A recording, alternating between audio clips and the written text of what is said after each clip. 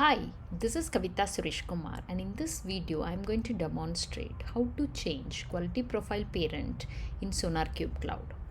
I have logged into my SonarCube Cloud account. Now let us see how to change the parent of one of the quality profile. Account, user, click quality profiles. Okay, now here we could see I have three quality profiles Ansible, right? One is the parent and there are two child. Okay, so now I wanted to make QP1 is the parent of the new QP2. Okay, so let's see how to do that. Okay, so here you can see an option inheritance change parent. Okay, current is SonarWay. Now I am going to change it to new QP1, then click change. Okay, so now new QP1 has become the parent of new QP2.